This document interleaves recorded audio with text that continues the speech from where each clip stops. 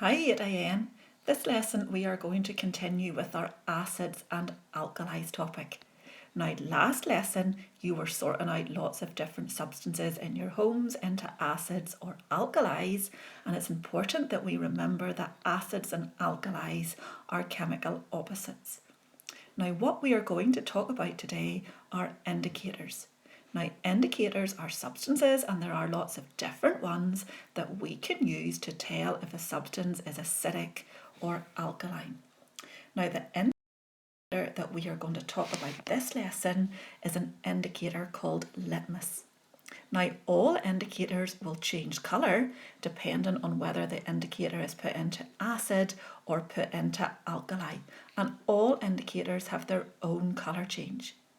Now this indicator litmus that I've already mentioned will turn red in acids and it will turn blue in alkalis. Now litmus indicator can come in two forms.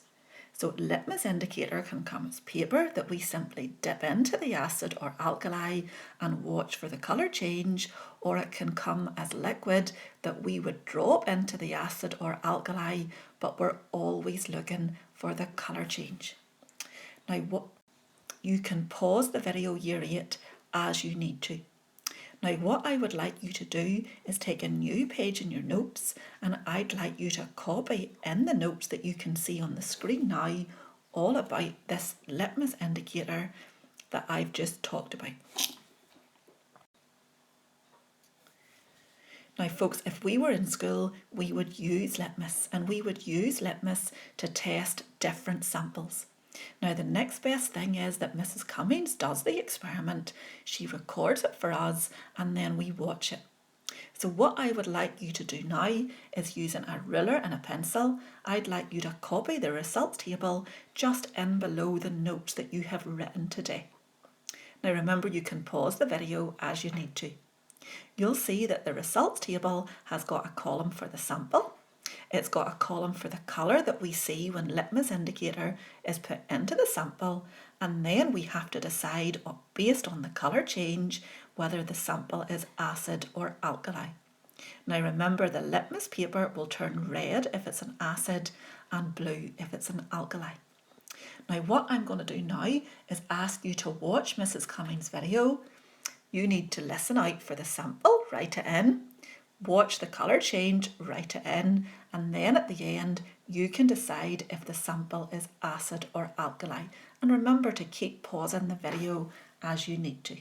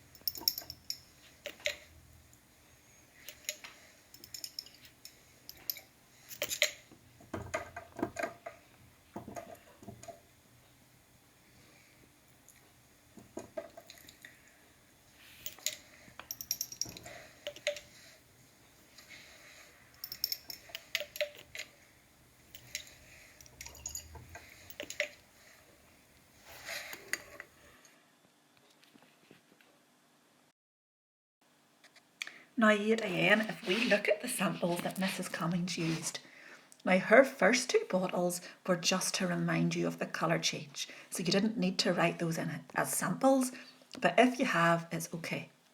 Now the first sample in the test tube that she tested was lemon juice.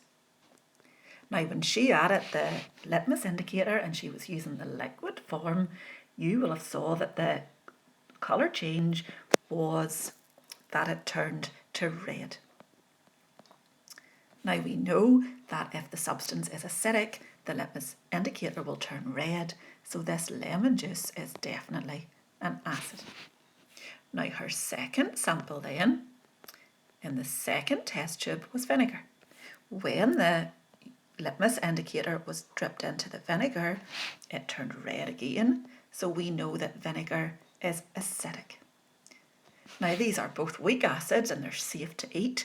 Remember, we talked last lesson about strong acids that wouldn't be safe to have in our skin or anywhere near our mouths. Now, the third sample was lime water. When the litmus indicator was added, it turned blue. And we know that if it turns blue, that means that the substance is an alkali.